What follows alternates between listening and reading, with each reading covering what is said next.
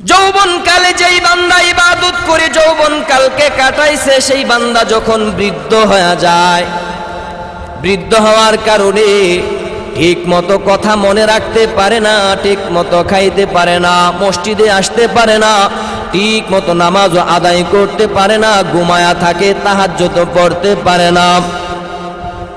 যৌবনকালে বান্দা তাহাজ্জুদ নামাজ পড়ছে, বৃদ্ধ হওয়ার কারণে তাহাজ্জুদ পড়তে পারে না।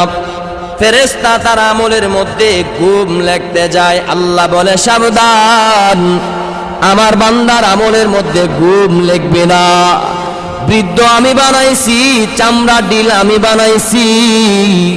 যৌবনকালে এই বান্দা কিন্তু আমার ইবাদত করেছে, তাহাজ্জুদ পড়েছে। আজ বৃদ্ধ হওয়ার কারণে দুর্বল হয়ে গেছে, ঠিক মতো নামাজ পড়তে পারে না, তাহাজ্জুদ পড়তে পারে না। বান্দা ঘুমায় আছে, ঘুম লিখবি না। যৌবনকালের তাহাজ্জুদের ইবাদত তার আমলনামায় উঠায়া দাও। বৃদ্ধদের বড় দাম আছে, এজন্য বৃদ্ধদেরকে টিটকারি মজাক করা যাবে না। তাদেরকে আমার আল্লাহ সম্মান করে। তুমি আজকে বৃদ্ধ, তোমার মতো, তুমি আজকে যৌবনে আছো, তোমার মতো ওই বৃদ্ধ মানুষগুলো একদিন যৌবন ছিল, তোমার থেকে বড় সুন্দর সুঠাম দেহের অধিকারী ছিল, তোমার থেকে বেশি খাইতেও পারতো, শক্তিও বেশি ছিল। যৌবনকালের ক্ষমতা পাওয়ার দেখায়ও না। যৌবন আজ আছে, তোমার কাল থাকবে না। এজন্য বৃদ্ধ মানুষদেরকে কখনোই নিম্ন চোখে দেখবেন না, সম্মান করবেন। বাস দিয়ে যখন কোনোদিন চলে যাবেন, আপনি সিট পাইছেন তো পাইছেন, আপনি টাকা দিয়া সিট পাইছেন তো পাইছেন। আপনি যদি বসে থাকেন, আপনারে কেউ বাধা দিবে না। কিন্তু কোনো একটা বৃদ্ধ মানুষ সাদা দাড়িওয়ালা যদি দাঁড়ায়া থাকে, আপনার যেহেতু শক্তি আছে, আপনি তারে বসার সুযোগ করে দেন। এই যে আল্লাহকে খুশি করার জন্য যদি বৃদ্ধকে আপনি সম্মান করেন, এই সমস্ত যুবককে আমার আল্লাহর হাসরের ময়দানে আরশে আজিমের ছায়ার নিচে আমার আল্লাহ বসার সুযোগ করে দিবেন। এজন্য যৌবনকালকে মূল্যায়ন করা, বৃদ্ধ হওয়ার আগে আগে। বৃদ্ধ যখন হয়ে যাইবে, আফসোস করার ছাড়া সেদিন আর কিছু থাকবে না। এজন্য কবি বলে, ইয়া লাইতাশ শাবাবু ইয়াউদু ইয়াওমান ফাউখবিরহু বিমা ফালান নাশিবু। বৃদ্ধকাল বলে, যৌবনকালকে ডেকে ডেকে বলে, যৌবন রে, যদি একদিন আমার কাছে যৌবনকাল ফিরে আসতো, তাহলে আমি যৌবনকালকে বলিয়া ডাকিয়া ডাকিয়া বলতাম, এরে যৌবনকাল, দেখ না আমার চামড়াগুলা ঢিলা হয়ে গেছে, কথা মনে রাখতে পারি না, ঠিক মতো খাইতে পারি না, ঠিক মতো চলাফেরা করতে পারি না। আগে 1 ঘন্টার ওয়াজ শুনলে সাথে সাথে রিপিট করে শোনায়া দিতে পারতাম। এখন বৃদ্ধ হয়ে গেছি, এখন আগের মতো ঠিক মতো খাইতেও পারি না, স্মরণও কথা রাখতে পারি না। এমনভাবে বৃদ্ধকাল আফসোস করে বলতো, যদি একদিনের জন্য যৌবন ফিরে আসতো। কিন্তু যৌবনকাল আর কোনোদিন ফিরে আসবে না। যে কাল চলে যায়, সেই কাল আর কোনোদিন ফিরে আসে না। এজন্য যৌবনকালকে মূল্যায়ন করো ইবাদত করার মাধ্যমে। যৌবনের অহংকারী দেখাবেন না। সম্মানিত মুসল্লিয়ানে কেরাম, একটা বিষয় আমাদের ক্লিয়ার হওয়া দরকার যে হুজুর মসজিদে ক্যামেরা লাগায়, এটা কেমন দেখা যায়? আসলে ক্যামেরা দিয়া ভিডিও করা বা ছবি তোলা বিলাসিতার জন্য যদি হয়, বিলাসিতার জন্য, তাহলে এটা সম্পূর্ণ নিষেধ। আর যদি উদ্দেশ্য হয় দিন প্রচার করা, বর্তমান যুগ তো অনেকে দেখা যায় বয়ান সরাসরি মাহফিলে যাওয়ার শুনে সুযোগ হয় না, কিন্তু ঘরে বসে শুনে আমলও করার চেষ্টা করে। তো আমাদের আকাবিররা আগে এমনভাবে ক্যামেরার সামনে যাইতো না, কিন্তু না যাওয়াতে বাতিল নাম ভিডিওর মাধ্যমে মানুষের ইমানকে, আকীদাকে নষ্ট করে দিতেছে। নষ্ট যাতে করে না করতে পারে, এখন আমাদের উলামায়ে কেরাম তারাও এখন ভিডিও করার দ্বারস্থ হয়েছেন। আমাদের উলামায়ে কেরাম এখন ভিডিওর মাধ্যমে ইসলামকে প্রচার করতেছেন। আলহামদুলিল্লাহ তার দ্বারা অনেক উপকারও হচ্ছে। যে বাতিলরা যেমনভাবে ভিডিও করার মাধ্যমে, তাদের ভিডিওর দাওয়াত দেওয়ার মাধ্যমে বাতিল করতে চাচ্ছিল, মানুষের আকীদাকে নষ্ট করতে চাচ্ছিল, আমাদের হকপন্থী উলামায়ে কেরাম ভিডিও এখন প্রচার করার মাধ্যমে মানুষ এখন সঠিকটা বুঝতে পারছে। তো উদ্দেশ্য যদি হয় ইসলাম প্রচার করা, এখানে খারাপের কিছু নাই। মানুষ বয়ান শোনার মাধ্যমে বাস্তবে অনেকে শুনে আমল করে, অনেকে আবার মোবাইল শোনার মাধ্যমেও আমল করে, চোখের পানি ছেড়ে কান্না করে, অনেকে অনেক ফোন দেয়, বলে হুজুর আগে নামাজ পড়তাম না, আপনার বয়ান গাড়ি চালাই আর হেডফোন লাগায় শুনি, ট্রাক্টরের ড্রাইভার। আমি তো এমনভাবে মাহফিল শোনার সুযোগ হয় না, ইউটিউব থেকে বিভিন্ন সময় ওয়াজ শুনি, শুনে শুনে একটু একটু আমল করার চেষ্টা করি। তো সে উদ্দেশ্য যদি হয় ইসলামকে প্রচার করা, তারা যদি যেহেতু সময় নাই, যেমন আমি বসুন্ধরা পড়াশোনা করছি, ওই বসুন্ধরার মধ্যে সব ভিআইপি লোকেরা থাকে, তো সেখানে কোনো ধরনের মাহফিল অথবা রাজনৈতিক মন সম্পূর্ণ নিষেধ। তারা নিজস্বভাবে একটা রাজত্বর মতো চালায়, নিজস্ব সিকিউরিটি গার্ড আছে, সম্পূর্ণ তারা নিজস্ব রাজত্বর মতো চালায়। তো সে এলাকার মানুষগুলা বেশিরভাগই নেটের মাধ্যমে নিজের আমল কিভাবে চালাবে তারা সংগ্রহ করে।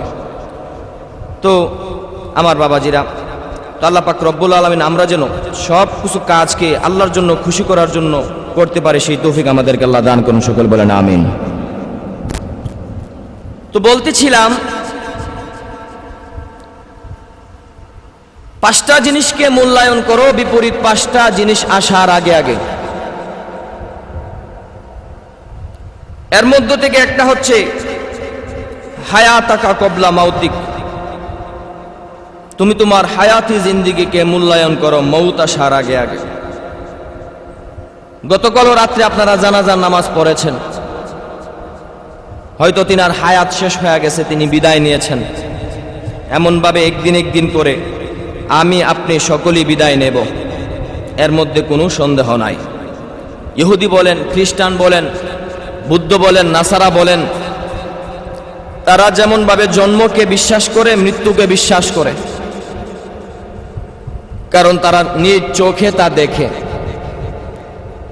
আর মুসলমান মৃত্যুকে যেমন বিশ্বাস করে, মৃত্যুর পরে একটা জগৎ আছে, যে জগতে আল্লাহর সামনে দাঁড়াতে হবে, সকলকে একত্রিত করানো হবে, সেটা মুসলমান বিশ্বাস করে। কারণ মুসলমান এটা বিশ্বাস করেই ইমানদার আর মুসলমান হয়েছে। যেমনভাবে আমার আল্লাহ বলেন, كانت إلا صيحة واحدة فإذا هم جميع لدينا محضرون।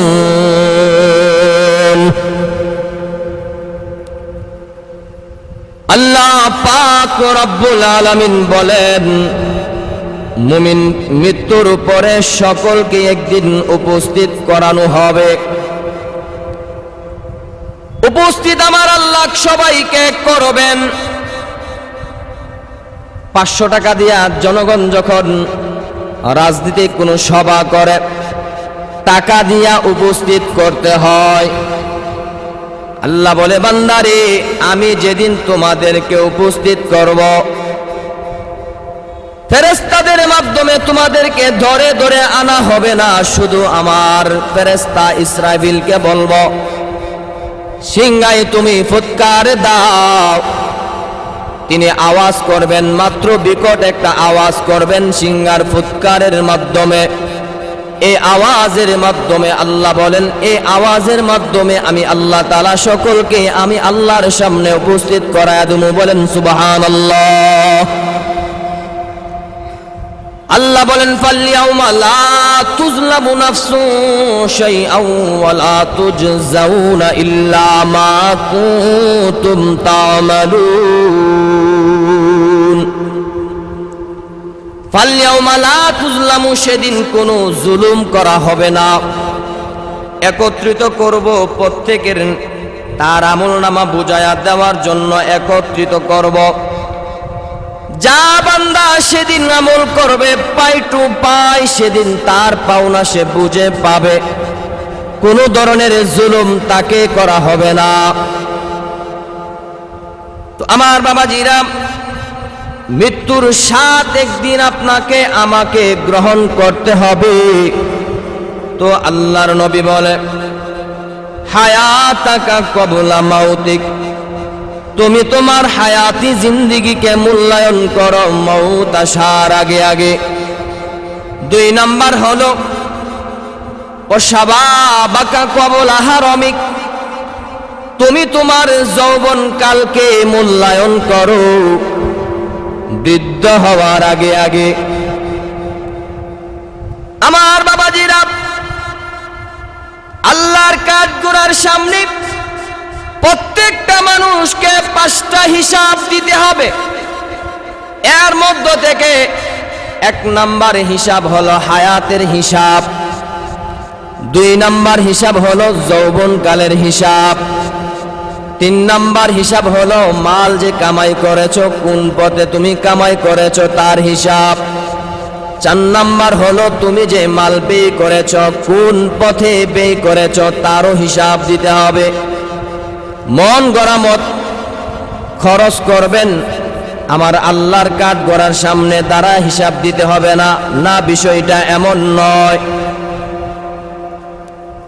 ত্রিবার্ষিক সম্মেলন করছে, আমার বাবাজিরা দুঃখ নিয়ে বলতে হয়, যদিও মনে করেন রাজনৈতিক মঞ্চ, কিন্তু যে রাজনৈতিক মঞ্চ যারা সরকার তাদের বার্ষিক সম্মেলন করে, সেই সম্মেলনের মধ্যে কোরআনের তিলাওয়াত দিয়ে উদ্বোধন হয় না, গান বাজনা করে নর্তকী নিয়ে সেখানে প্রত্যেকটা সম্মেলনে দেখলাম সেখানে নর্তকীদেরকে নিয়ে গান বাদ্য বাজনা বাজায়া বাজায়া তারা তাদের অনুষ্ঠানকে শুরু করে। এখনো বোঝা গেল, অথচ দেখা যায় সব নেতা নেত্রী তারা মুসলমান হওয়া সত্ত্বেও হিন্দুদের মতো গান বাজনা করার মাধ্যমে অনুষ্ঠান যারা শুরু করে, টাকা যারা খরচ করে, এই হিসাব একদিন আমার আল্লাহর কাঠগড়ার সামনে দাঁড়ায় দিতে হবে। কথা বলেন ঠিক কিনা?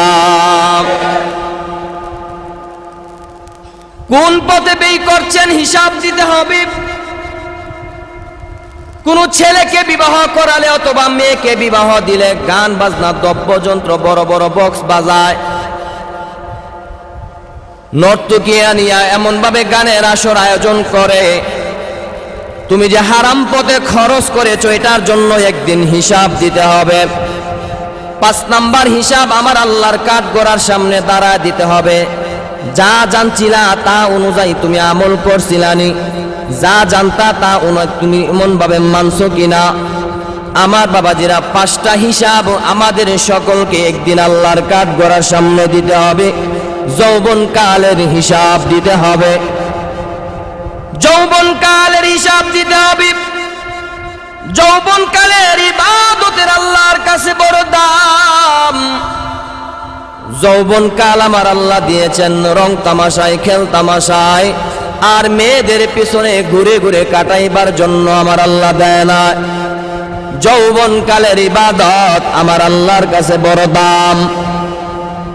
আল্লাহ পাক 7 শ্রেণীর মানুষকে আরশে আজিমের ছায়ার নিচে জায়গা দিবেন। ইয়াউমা লা জিল্লা ইল্লা জিল্লুহু, যেদিন আল্লাহর আরশের আজিমের ছায়ার নিচে ছাড়া আর কোনো সেদিন ছায়া থাকবে না। যেদিন সূর্যটা দুপুরে চলে আসবে, জমিনটাকে আমার আল্লাহ তামা বানায়া দিবে। আমার বাবাজিরা সাহাবায়ে কেরাম নবীজিকে জিজ্ঞাসা করে, ওগো নবীজি, হাসরের ময়দানে আমার আল্লাহ জমিনটারে কেন তামা বানায়া দিবে, মাটি না বানায়া কেন তামা বানায়া দিবে? আল্লাহ নবী বলে, ও সাহাবায়ে কেরাম, হাসরের ময়দানে আমার আল্লাহ জমিনটারে তামা বানাবে সেই জন্য জাহান্নামীরা যখন তারা জাহান্নামের ফয়সালা তাদের জন্য হবে, তারা যাতে করে বেশি কষ্ট তাদের ভোগ করতে হয় সেজন্য আমার আল্লাহ জমিনটারে তামা বানায়া দিবে। কারণ তামার একটা বৈশিষ্ট্য হলো, তামার একদিকে গরম হলে অন্যদিকে গরম হয়ে যায়। লোহা একদিকে গরম করলে অন্যদিকে গরম হয় না, কিন্তু তামার একদিকে গরম করলে অন্যদিকেও গরম হয়ে যায়। সূর্য যখন একদিকে তাপ দিবে অন্যদিকে যেন গরম হয়ে যায়, সেজন্য আমার আল্লাহ জমিনটারে তামা বানায়া দিবে। সূর্যটা দুপুরে যেদিন চলে আসবে সেদিন আরশে আজিমের ছায়ার নিচ ছাড়া কোনো ছায়া থাকবে না। সেদিন আরশে আজিমের ছায়া ছাড়া কোনো ছায়া থাকবে না। কঠিন মুহূর্তে আমার আল্লাহ 7 শ্রেণীর মানুষকে আরশে আজিমের ছায়ার নিচে জায়গা করে দিবেন। এর মধ্য থেকে 1 নাম্বার হলো সুলতানুল আদেল, ইনসাফগার বাদশাহ, যিনি ইনসাফ কায়েম করে। ইনসাফগার বাদশাকে আমার আল্লাহ আরশে আজিমের ছায়ার নিচে জায়গা করে দিবে। আমার বাবাজিরা, বাদশাদের বড় দাম, আল্লাহর কাছেও দাম। যে বাদশাহ জনগণের টাকা লুটে খায় না, অন্যায় করে না, ক্ষমতার অপব্যবহার করে না, যে বাদশাহ আল্লাহর ইবাদত করে, বাদশাহী পাইয়াও দুনিয়ার লোভে যে বাদশাহ পড়ে না, সেই বাদশার বড় দাম। সেই বাদশাকে আমার আল্লাহর আরশে আজিমের ছায়ার নিচে জায়গা করে দিবেন। আমার বাবাজিরা, মুসলমান তো আজ রাজত্ব করতেছে প্রায় 57টা রাষ্ট্র মুসলমান। সেরা 57টা রাষ্ট্রের মধ্যে মুসলমান প্রধান, মুসলমান প্রেসিডেন্ট। দুঃখ আর পরিতাপ নিয়ে বলতে হয়, সৌদির বাদশাও আজকে ইহুদিদের কথা মেনে মেনে রাষ্ট্র চালায়। কয়েকদিন আগে সৌদির মধ্যে হ্যালোউইন নামক একটা খেলা হয়েছে, যেটা খ্রিস্টানেরা পালন করে, বিভিন্ন মুখোশ লাগায়, ভয়ঙ্কর ভয়ঙ্কর মুখোশ লাগায় তারা একটা হ্যালোউইন খেলা পালন করে। নবীজি বলেছে, এই সমস্ত খেলা যারা নিজের চেহারাকে বিকৃত করে, এই সমস্ত খেলাধুলা ইসলামে নিষেধ। কিন্তু আজকে যেই নবীজি মক্কায় আগমন করেছে, সে রাষ্ট্রের মধ্যে এই জালেম কুখ্যাত সালমান এই রাষ্ট্রটাকে ইহুদি খ্রিস্টানদের খেলা আর কালচার দিয়া, সিনেমা দিয়া, নর্তকীদের নাচ গান দিয়া সে রাষ্ট্রটাকে নষ্ট করে ফেলতেছে। আয় আল্লাহ, এই নবীর দেশটারে আপনার কুদরতি হাত দ্বারা হেফাজত করেন, সকলে বলেন আমিন। কয়েকদিন আগে আমাদের দেশের একজনও গেছে, তিনিও সৌদি আরব মাতায় আসছেন। নিউজ আসছে যে সৌদি যাচ্ছেন মাতানোর জন্য, গান দ্রব্যযন্ত্র করে। তিনার বাড়ি মানিকগঞ্জ। একজন এমপি মহোদয়, তিনি একজন এমপি, যদিও যোগ্যতার বলে এমপি হয় নাই, মমতাজ আপা, তিনি বলে সিয়াসিত্তার হাদিসে নাকি গানের কথা আছে, বলেন নাউজুবিল্লাহ। তো আমার বাবাজিরাম, 7 শ্রেণীর মানুষকে আমার আল্লাহ আরশে আজিমের ছায়ার নিচে জায়গা করে দিবেন। এর মধ্যে 1 নাম্বার হলো আসুলতানুল আদেল, ইনসাফগার বাদশাকে আমার আল্লাহ আরশে আজিমের ছায়ার নিচে জায়গা করে দিবেন। বাদশা হলেই যে দুনিয়ার লোভে পড়েছে, বিষয়টা এমন নয়। ভারতবর্ষে 800 বছর মুসলমানেরা রাজত্ব করেছে। আজকে যে হিন্দুরা রাজত্ব করতেছে, মুসলমানও কিন্তু ভারতকে রাজত্ব করেছে, একদিন নয়, 2 দিন নয়, 800 বছর রাজত্ব করেছে। তারপরে ইংরেজরা পরবর্তীতে দখল করে নিয়েছে। 800 বছর রাজত্ব মুসলমান করেছে। এর মধ্য থেকে একজন রাজা ছিল শামসুদ্দিন আলতামাশ, তিনিও রাজত্ব করতেন, বাদশা ছিলেন। বাদশা থাকা সত্ত্বেও তিনার আমল কেমন ছিল দেখেন। কুতুবউদ্দিন কাকি রহমাতুল্লাহি আলাইহি, আল্লাহর ওলি, দুনিয়া থেকে যখন বিদায় নিয়ে যাবে, বিদায় নেওয়ার সময় খাদিমদেরকে তিনি ওসিয়ত করে, এ খাদেম, আমি দুনিয়া থেকে যখন বিদায় নিব, আমার জানাজা পড়াবে ওই মানুষটা পড়াবে যেই মানুষটার মধ্যে 4টা গুণ থাকবে। যদি 4টা গুণ বিশিষ্ট মানুষ থাকে, তাহলে আমারে যেন সে জানাজার নামাজ পড়াইতে না হয়, আমারে জানাজা ছাড়া তোমরা দাফন করিয়া দিবা। কুতুবউদ্দিন কাকি রহমাতুল্লাহি আলাইহি, তিনি যখন খাদিমকে এই কথা বললেন, ঘটনাক্রমে তিনার ইন্তেকাল হয়ে যায়। আল্লাহর ওলির ইন্তেকাল, লক্ষ লক্ষ মানুষ আসছে জানাজার নামাজ পড়ার জন্য। তৎকালীন সময় সবচাইতে বড় আল্লাহওয়ালা ছিল কুতুবউদ্দিন কাকি রহমাতুল্লাহি আলাইহি।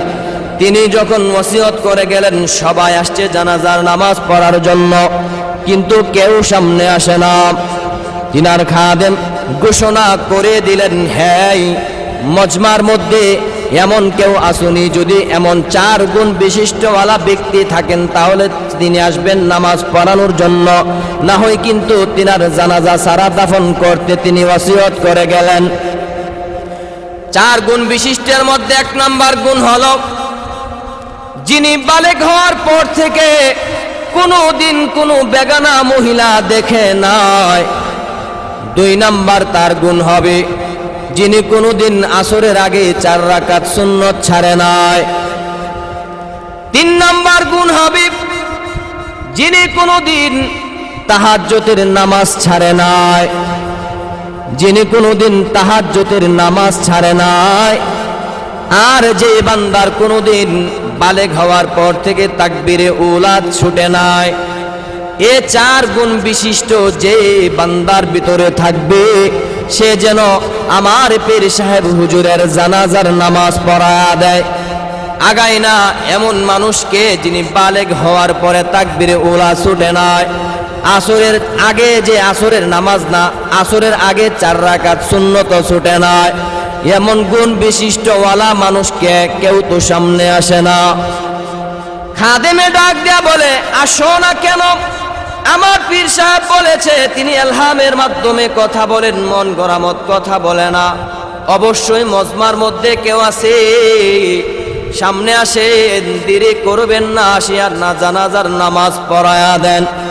তো শামসুদ্দিন আল তামাশ তিনি ছিলেন একজন বাদশাহ, তৎকালীন সময় ভারতবর্ষের বাদশাহ ছিলেন। বাদশাহ তিনি মুখটারে ডাকিয়া চোখের পানি ছেড়ে দিয়া সামনে আগের সাথে সম্পর্ক, বাড়িতে থাকলেও বিভিন্ন ব্যবসা বাণিজ্য করলেও তার মনটা মসজিদের সাথে লাইগা থাকে। আল্লাহ নবী বলে ওই মানুষটারেও আমার আল্লাহ আরশে আজিমের ছায়ার নিচে জায়গা করে দিবে, যেই মানুষটার মন সর্বদাই মসজিদের সাথে লাইগা থাকে। 3 নাম্বার ওই মানুষটারে আমার আল্লাহ আরশে আজিমের ছায়ার নিচে জায়গা করে দিবে যে মানুষটা যৌবনকালকে ইবাদত করার মাধ্যমে মূল্যায়ন করেছে, খেল তামাশা করে, যে তার মন গরামত মনকে কাটায় নাই, জিন্দিগিকে কাটায় নাই, ইবাদত করে যার যৌবনকালকে কাটাইছে, ওই যৌবনকালকে মূল্যায়নকারী ব্যক্তিকে আমার আল্লাহ আরশে আজিমের ছায়ার নিচে জায়গা করে দিবেন। বলেন সুবহানাল্লাহ। যৌবনকালের ইবাদতের দাম আমার আল্লাহর কাছে বেশি। যৌবনকালকে মূল্যায়ন করো বৃদ্ধ হওয়ার আগে আগে। বৃদ্ধদেরকে দেখলে টিটকারি করবেন না, মজাক করবেন না, কারণ বৃদ্ধ মানুষের আপনার কাছে হয়তো দাম না থাকতে পারে, কিন্তু আমার আল্লাহর কাছে তাদের বড় দাম। বৃদ্ধ মানুষগুলা যদি, সাদা দাড়িওয়ালারা যদি আল্লাহর কাছে হাত বাড়ায়, আল্লাহর নবী বলে সাদা দাড়িওয়ালার হাতগুলা আমার আল্লাহ ফিরায়া দিতে লজ্জা করেন। বলেন না সুবহানাল্লাহ। সাদা দাড়িওয়ালাদের বড় দাম, বৃদ্ধ মানুষগুলার দাম আছে। যৌবনকালে যেই বান্দা ইবাদত করে যৌবনকালকে কাটাইছে, সেই বান্দা যখন বৃদ্ধ হয়ে যায়, বৃদ্ধ হওয়ার কারণে ঠিক মতো কথা মনে রাখতে পারে না, ঠিক মতো খাইতে পারে না, মসজিদে আসতে পারে না, ঠিক মতো নামাজ আদায় করতে পারে না, ঘুমায়া থাকে, তাহাজ্জুদ পড়তে পারে না। যৌবনকালে বান্দা তাহাজ্জুদ নামাজ পড়ছে, বৃদ্ধ হওয়ার কারণে তাহাজ্জুদ পড়তে পারে না। ফেরেশতা তার আমলের মধ্যে ঘুম লিখতে যায়। আল্লাহ বলে সাবধান, আমার বান্দার আমলের মধ্যে ঘুম লিখবে না। বৃদ্ধ আমি বানাইছি, চামড়া ডিল আমি বানাইছি। যৌবনকালে বান্দা কিন্তু আমার ইবাদত করেছে, তাহাজ্জুদ পড়েছে, আজ বৃদ্ধ হওয়ার কারণে দুর্বল হয়ে গেছে, ঠিক মতো নামাজ পড়তে পারে না, তাহাজ্জুদ পড়তে পারে না। বান্দা ঘুমায় আছে, ঘুম লিখবি না। যৌবনকালের তাহাজ্জুদের ইবাদত তার আমলনামায় উঠায়া দাও। বৃদ্ধদের বড় দাম আছে, এজন্য বৃদ্ধদেরকে টিটকারি মজাক করা যাবে না। তাদেরকে আমার আল্লাহ সম্মান করে। তুমি আজকে বৃদ্ধ, তোমার মতো তুমি আজকে যৌবনে আছো, তোমার মতো ওই বৃদ্ধ মানুষগুলো একদিন যৌবন ছিল, তোমার থেকে বড় সুন্দর সুঠাম দেহের অধিকারী ছিল, তোমার থেকে বেশি খাইতেও পারত, শক্তিও বেশি ছিল। যৌবন কালের ক্ষমতা পাওয়ার দেখায়ও না। যৌবন আজ আছে, তোমার কাল থাকবে না। এজন্য বৃদ্ধ মানুষদেরকে কখনোই নিম্ন চোখে দেখবেন না, সম্মান করবেন। বাস দিয়ে যখন কোনোদিন চলে যাবেন, আপনি সিট পাইছেন তো পাইছেন, আপনি টাকা দিয়া সিট পাইছেন তো পাইছেন। আপনি যদি বসে থাকেন আপনারে কেউ বাধা দিবে না, কিন্তু কোনো একটা বৃদ্ধ মানুষ সাদা দাড়িওয়ালা যদি দাঁড়ায়া থাকে, আপনার যেহেতু শক্তি আছে আপনি তারে বসার সুযোগ করে দেন। এই যে আল্লাহকে খুশি করার জন্য যদি বৃদ্ধকে আপনি সম্মান করেন, এই সমস্ত যুবককে আমার আল্লাহর হাসরের ময়দানে আরশে আজিমের ছায়ার নিচে আমার আল্লাহ বসার সুযোগ করে দিবেন।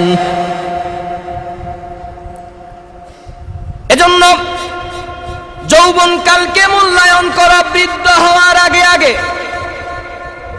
বৃদ্ধ যখন হয়ে যাইবে, আফসোস করার ছাড়া সেদিন আর কিছু থাকবে না। এজন্য কবি বলে, ইয়া লাইতাশ শাবাবু ইয়াউদু ইয়াওমান ফাউখবিরুহু বিমা ফালাম নাশিবু।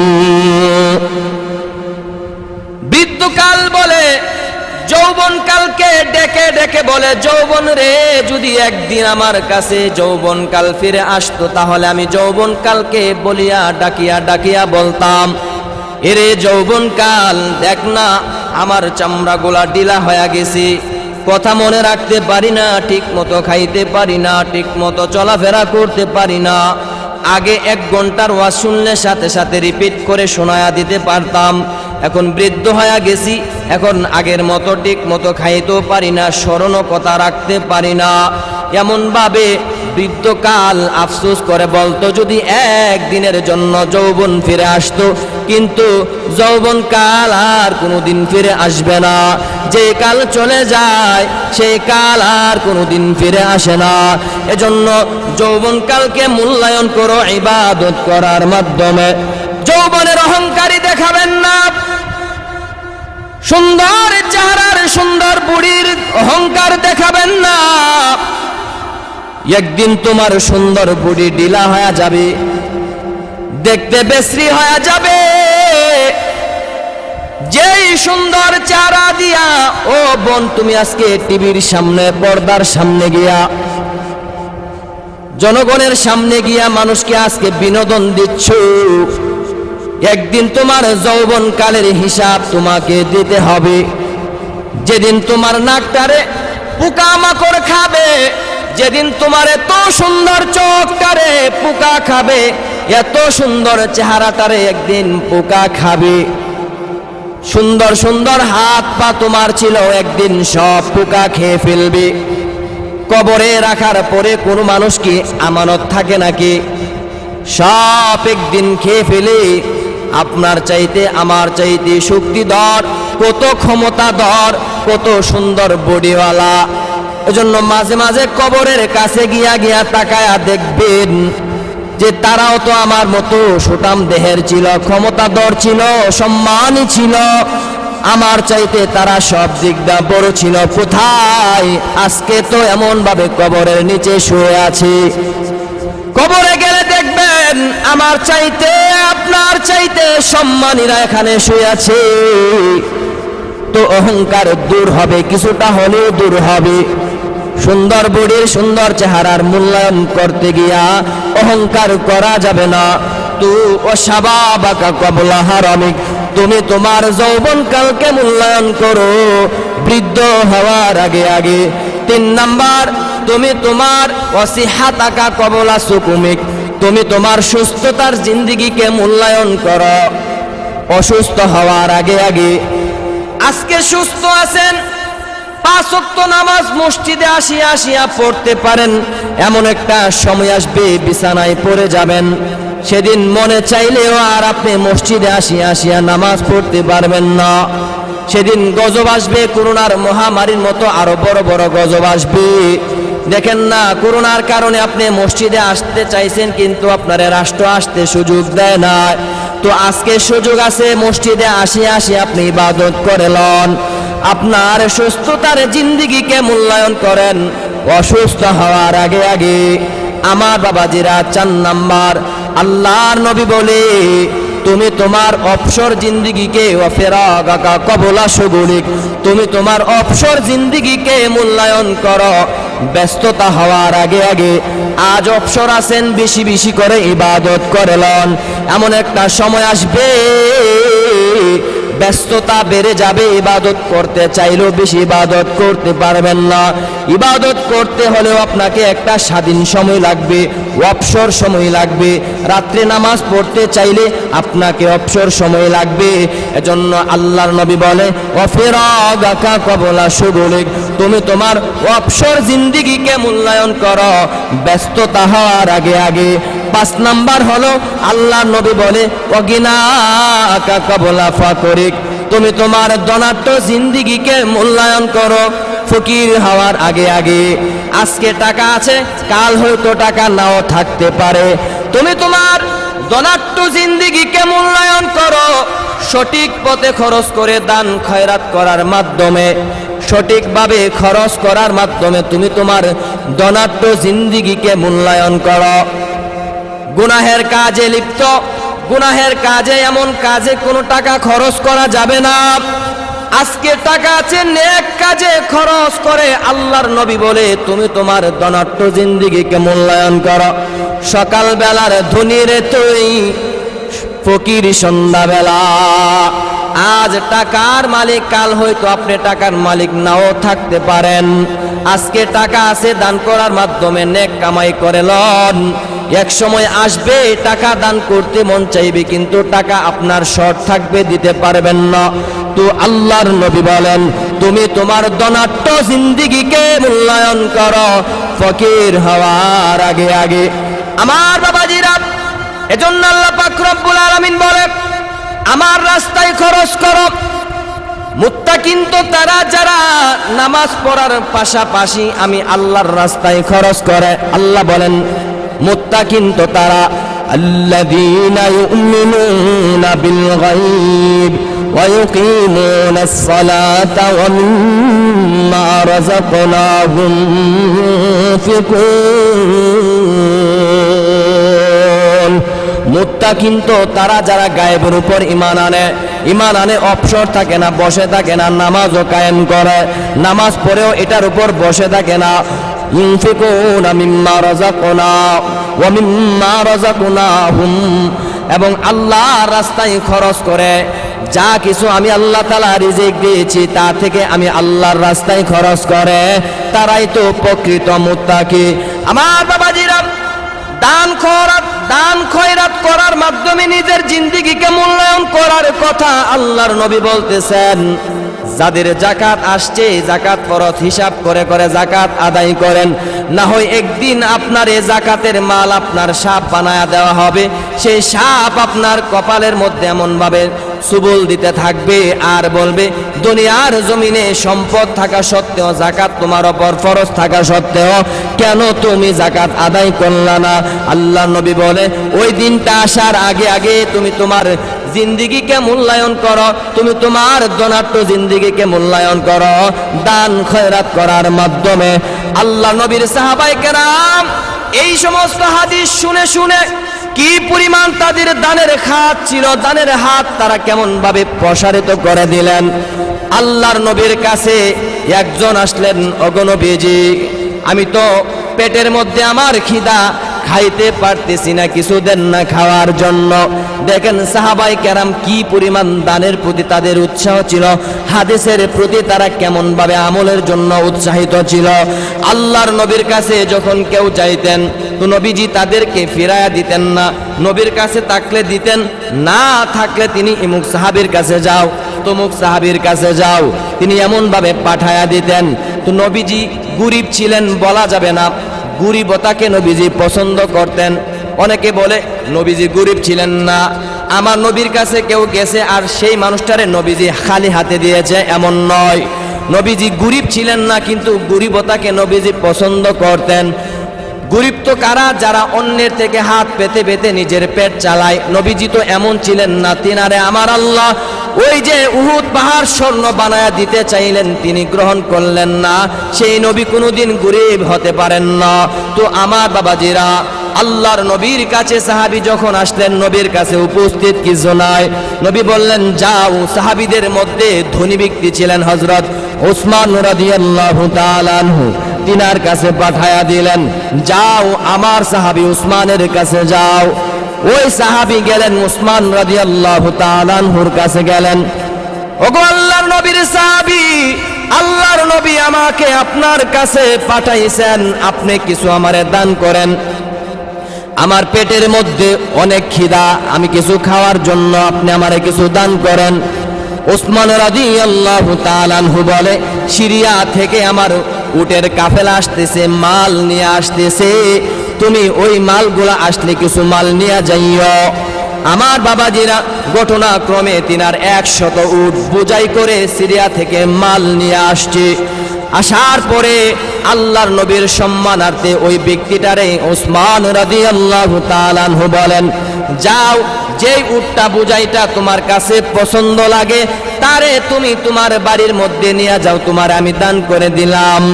আল্লাহ নবীর সাহাবী উসমান রাদিয়াল্লাহু তাআলা আনহু তিনি দান করে দিলেন। দেওয়ার পরে ওই সাহাবী তো ওয়াফার পাইয়া বড় উটটা বাছাই করিয়া তিনি নিয়ে যায়। তো উটের একটা স্বভাব হলো হাঁসের মতো, যেটা সামনের দিকে যেটা যায় অন্যরা তার পিছনে পিছনে যায়। দেখবেন মরুভূমিতে উট যখন হাঁটে একটার পিছনে আর একটা হাঁটে। উটের স্বভাব, হাঁস যখন সামনে যায় একটার পিছনে আরেকটা যায়। উটের স্বভাব হাঁসের মতো। তো বড় উটটা তিনি বুঝাই, বড়া উটটা যখন তিনি নিয়ে যাইতেছে, একটার দেখা দেখি অন্য উটগুলো এমন ভাবে এগুলার পিছন দরিয়া দরিয়া চলে যায়। উসমান রাদিয়াল্লাহু তাআলা আনহুর খাদেমে বাধা দিচ্ছে, এই যাবে না, একটা উট যাবে, বাকিগুলা যাওয়ার কোনো প্রয়োজন নাই। তিনি লাঠি দ্বারা বাধা দিতেছেন। আল্লাহর নবীর সাহাবী উসমান রাদিয়াল্লাহু তাআলা আনহু, আমার বাবাজিরা, তাদের মন কত প্রসারিত। আল্লাহর নবীর সাহাবী বলে, এ আমার খাদেম, আমার নবী পাঠাইছে, এজন্য তারে আমি উট দিলাম, কিন্তু এই উটটার পিছনে যতটা উট যাইতে চায় তারে দিয়া দাও। এমন ভাবে যাইতে যাইতে 100 উট বুঝাই করা 100 উট চলে গেল। আল্লাহ নবীর হাদিসের উপর আমল করতে গিয়া আল্লাহ নবীর সম্মানার্থে তিনি 100 উট বুঝাই করা অবস্থায় 100 উট ওই সাহাবীরে তিনি দান করে দিলেন। বলেন না সুবহানাল্লাহ। আমার বাবাজিরা, মন গড়ামত কথা নয়, হাদিস শরীফে সরাসরি এসেছে। আপনার কাছে আমার কাছে শুনলে মনে হবে কাল্পনিক। এতগুলা উট দেওয়া সম্ভব নাকি? তারা যে আল্লাহর রাজামন্দি হাসিল করেছে, আমার মতো আপনার মতো সংকীর্ণ মন দিয়া নয়। তাদের সম্পর্কে আমার আল্লাহ বলেছেন, রাদিয়াল্লাহু আনহুম ওয়া রাদু আন, তারা আমার প্রতি খুশি, আমি আল্লাহ আমার নবীর সাহাবীদের প্রতি খুশি হয়ে গেলাম। বলেন না সুবহানাল্লাহ। দান খয়রাত করলে লস নাই। আমার বাবাজিরা, আল্লাহর নবীজি বলে, ইন্নাস সাদকাতা লা তুদফিউল মুসিবাত। আল্লাহর নবী বলে, দান সদকা করলে তোমার বালা মুসিবত আমার আল্লাহ দূর সরায়া দিবেন। ওয়া তাদফিউ মাইতাতাস সু, এবং মৃত্যুর সময় যে কষ্ট, খারাপ মৃত্যু, যন্ত্রণাদায়ক মৃত্যু থেকে আমার আল্লাহ দান সদকা করার মাধ্যমে, সাকরাত অবস্থায় মানুষের মৃত্যু যে কষ্ট হয়, ওই কষ্টের মৃত্যু থেকে আমার আল্লাহ দান সদকা করার মাধ্যমে তারে আমার আল্লাহ মুক্তি দান করবেন। আল্লাহর নবী আরো বলেন, as-sadaqatu tadfa'ul masa'ib, দান সদকা করলে বালা মুসিবত আমার আল্লাহ দূরে সরায়া দেন। প্যারালাইসিস দিবেন না, ক্যান্সার দিবেন না, রাস্তাঘাটে অ্যাক্সিডেন্ট দিবেন না। এজন্য বাড়ি থেকে যখন কোনো সময় বের হবেন, সফর করবেন, ফকির যখন দেখবেন সে আসলে একজন ফকির, তার হাত পা ল্যাংরা লুলা, এমন ব্যক্তিরে 5টা টাকা হলেও দান করবেন। দান করার মাধ্যমে যেমন ফকির ব্যক্তির লাভ আপনারও লাভ, কারণ আপনার তকদিরে যদি আজকে লেখা ছিল অ্যাক্সিডেন্ট করলেন, অ্যাক্সিডেন্ট আপনার কপালে লেখা ছিল, কিন্তু দান করার মাধ্যমে আপনার তকদির থেকে আমার আল্লাহ অ্যাক্সিডেন্টটা দূরে সরায় দিবেন। আমার বাবাজিরা শুধু তাই নয়, আল্লাহর নবী হযরত সুলাইমান আলাইহিস সালাম তিনি ঘোড়া দেখতেছে আসরের সময়, বিশাল ঘোড়ার বিশাল বড় বাহিনী। দেখতে দেখতে এগুলা তার জমানার সময় কুরবানি জায়েজ ছিল, খাওয়া জায়েজ ছিল, বর্তমান যুগে ঘোড়া খাওয়া জায়েজ নয়। আমার বাবাজিরা ঘোড়া তিনি দেখতে দেখতে এমন ভাবে আসরের নামাজ চইলা গেছে, তিনি দেখলো হায় হায় সূর্য তো ডুবা গেছে। আল্লাহর কাছে ফরিয়াদ করলেন, ও মালিক, মনে নাই, বুঝতে পারি নাই, আমি তো ঘোড়া দেখতে দেখতে আপনার হুকুম আসর চইলা গেছি। ও মাওলা পাক, আপনি আপনার সূর্যটারে আবার আসরের স্থানে নিয়ে যান। সুলাইমান নবী দোয়া করলেন, আবার সূর্যটারে আমার আল্লাহ আসরের স্থানে নিয়ে আসলেন। তো নিয়ে আসার পরে তিনি আসরের নামাজ আদায় করলেন। নামাজের পরে তিনি বলেন যে ঘোড়ার কারণে আল্লাহর হুকুম আমি পালন করতে ভুলে গিয়েছিলাম, সেই ঘোড়া আমি আর রাখবো না। বিশাল বড় ঘোড়ার পাল, বিশাল বড় খামার ছিল, সব তিনি দান করে দিলেন। আল্লাহর কাছে দানটা বড় পছন্দ হয়েছিল। সফর করতো তিনি ঘোড়া দিয়া, কিন্তু এগুলা দান করে দিলেন। আল্লাহ বলে, ও সুলাইমান, আমার হুকুমের জন্য তুমি এমন করলা, সবগুলা ঘোড়া তুমি দান করে দিলা।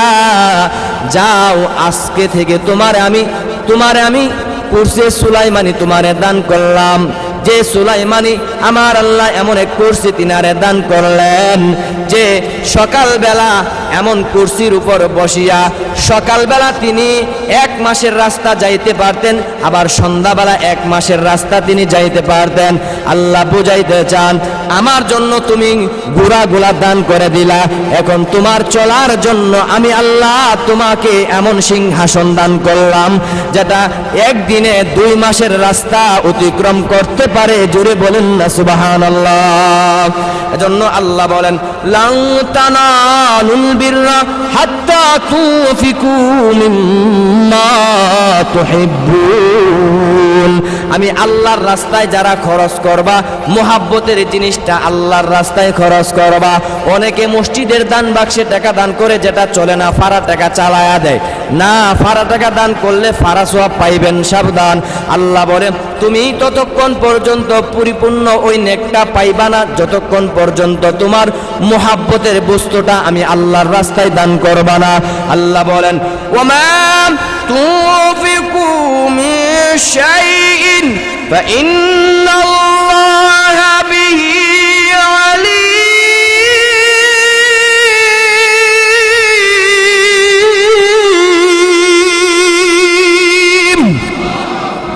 আল্লাহ বলেন, বান্দা, গোপনে ফারা টাকা দান করবা, আমি দেখি না, না, বিষয়টা এমন নয়। তোমরা যা খরচ করো ফাইন্নাল্লাহা বিহি আলিম, আমি কিন্তু সব জানি। তো আমার বাবাজিরা, আল্লাহর রাস্তায় আমরা ওই জিনিসটা খরচ করব যেটা আমাদের মুহাব্বতের বস্তু। আল্লাহ পাক রব্বুল আলামিন আমাদের দনট্ট জিন্দেগিকে দান করার মাধ্যমে মূল্যায়ন করার তৌফিক দান করে দেন। সকলে বলেন আমিন। তো আমার বাবাজিরা, বলতেছিলাম 5টা জিনিসকে মূল্যায়ন করার কথা, গুরুত্বপূর্ণ এই জিনিসগুলো আমাদের আমল করা এবং এই আলোচনাগুলা আমাদের জীবনে ফিট করা খুবই গুরুত্বপূর্ণ। আল্লাহ পাক সবার আগে আমাকে এবং আপনাদেরকে আমল করার তৌফিক দান করুন। সকলে বলেন আমিন।